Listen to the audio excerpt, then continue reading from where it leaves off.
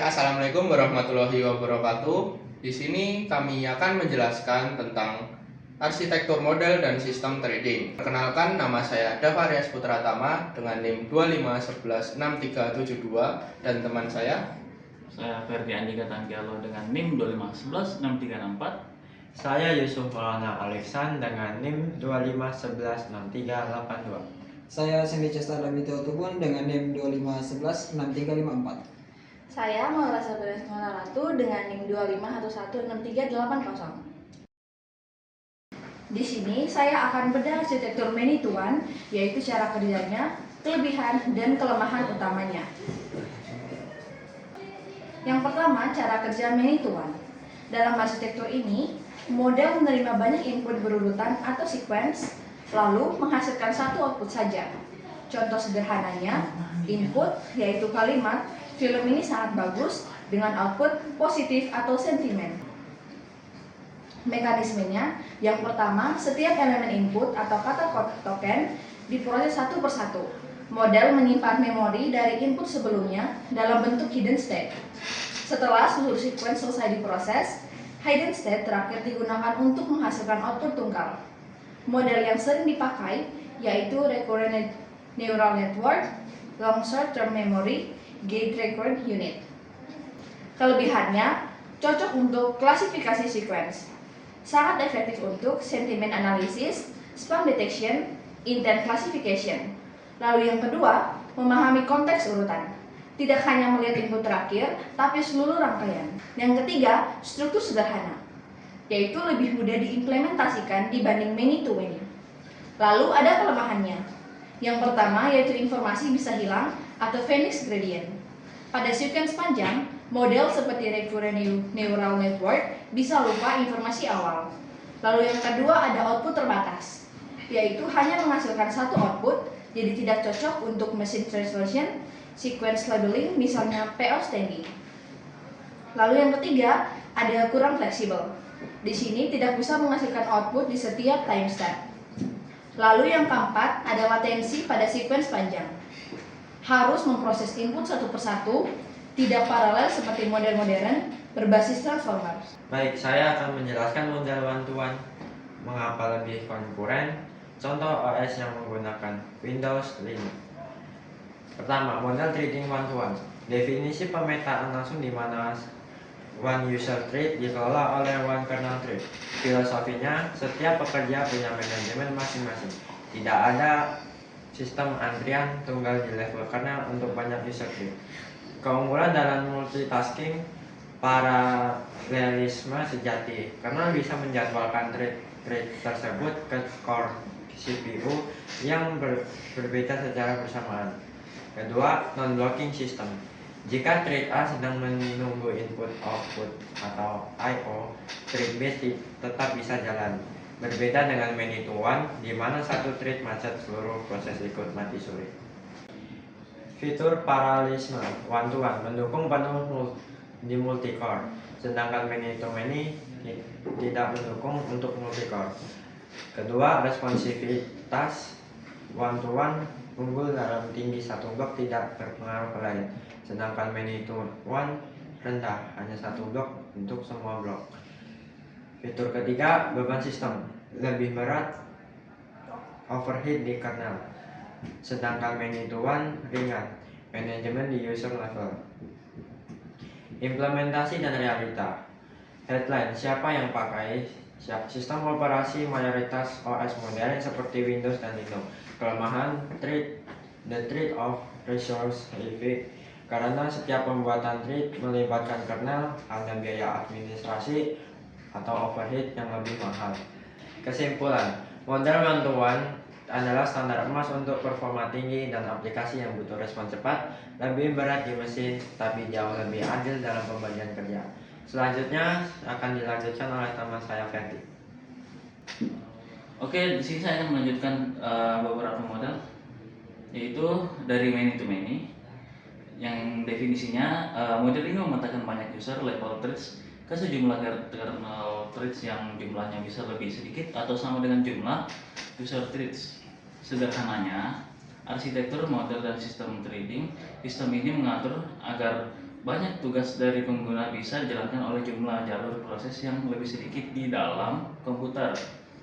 Cara kerjanya, sistem operasi dapat membuat jumlah kernel threads yang cukup sesuai dengan kebutuhan aplikasi atau perangkat keras yang tersedia. Lalu, pengembang dapat membuat user threads sebanyak mungkin dan kernel threads yang bersesuaian dapat berjalan secara paralel pada multiprosesor. Lalu, fleksibilitas yang ditawarkan, efisiensi sumber daya tidak seperti model one-to-one. Model ini tidak membebani sistem dengan terlalu banyak kernel threads. Lalu non-blocking, jika suatu thread melakukan blocking sistem call, kernel dapat menjadwalkan thread dan thread lain untuk dieksekusi. Lalu skalabilitas, memungkinkan aplikasi berjalan secara paralel di dalam sistem multicore tanpa batasan jumlah thread yang kaku seperti pada model many-to-one. Lalu ada few level model, definisi, variasi dari model many-to-many yang memungkinkan sebuah user thread diikat bound secara khusus ke satu kernel thread tertentu. Sederhananya, ini seperti antrian umum many-to-many, tapi ada fasilitas jalur VIP, di mana satu orang punya satu petugas khusus. Cara kerjanya, few level model sebenarnya adalah jalan tengah yang sangat fleksibel.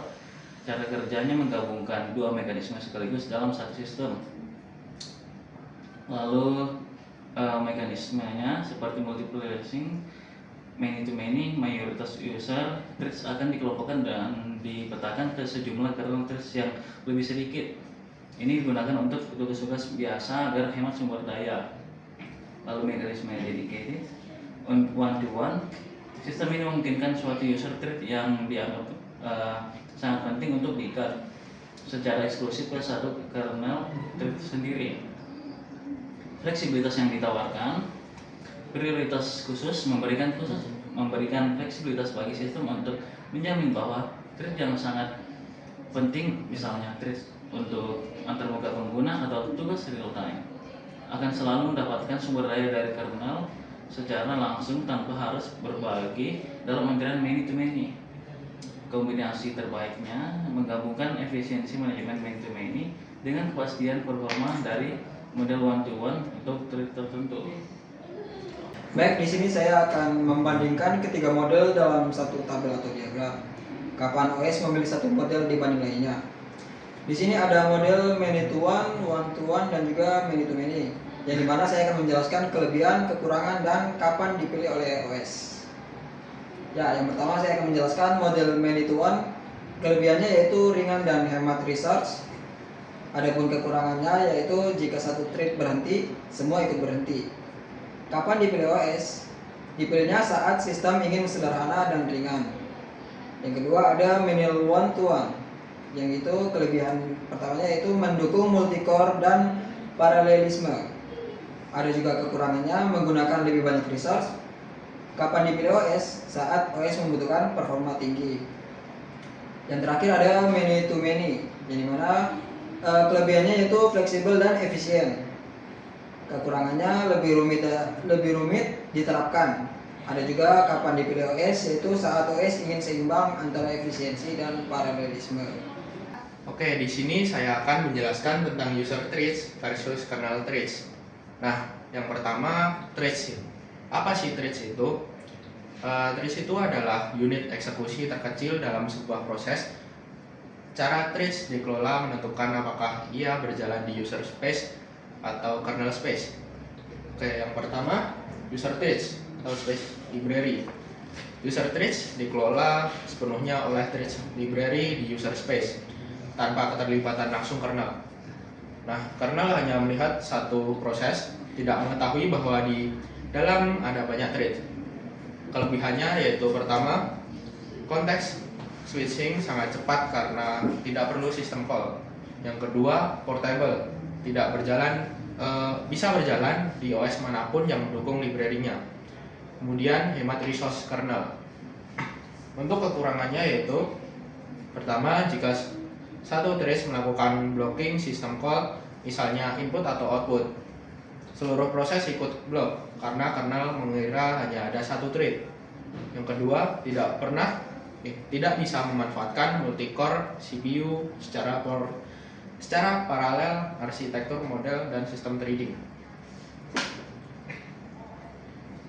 Oke, kedua, kernel threads atau OS level. Kernel threads dikelola langsung oleh kernel operating system. Setiap user threads dipetakan ke satu kernel threads model one-to-one, sehingga kernel mengetahui dan menjadwalkan setiap threads secara independen.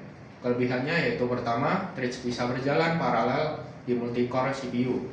Kedua, jika satu threads blok, maka threads lain tetap berjalan. Ketiga, penjadwalan lebih adil dan optimal. Untuk kekurangannya sendiri yaitu context switching lebih lambat karena butuh sistem call. Kedua yaitu membuat banyak threads sama dengan lebih banyak beban besar pada kernel. Next. Nah, di sini implementasi pustaka threads. Untuk library threads sendiri seperti ini. Oke. Library threads yang digunakan Java threads awalnya menggunakan green threads atau user threads. Tapi sejak Java 1.3 beralih ke kernel threads melalui JVM.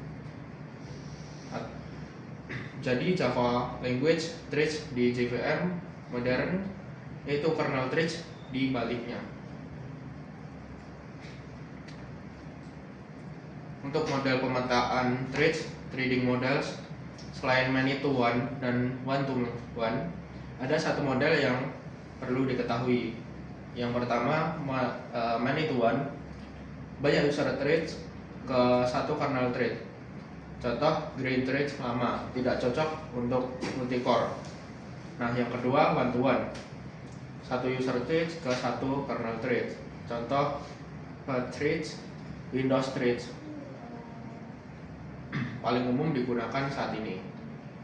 Nah, yang ketiga, many to many, banyak user threads ke banyak kernel thread.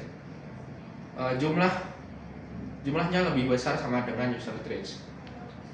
Lebih fleksibel, contoh Solaris beberapa implementasi awal. Oke, itu dia presentasi dari kami. Bila ada salah kata maupun perbuatan, mohon maaf sebesar-besarnya. Wassalamualaikum warahmatullahi wabarakatuh.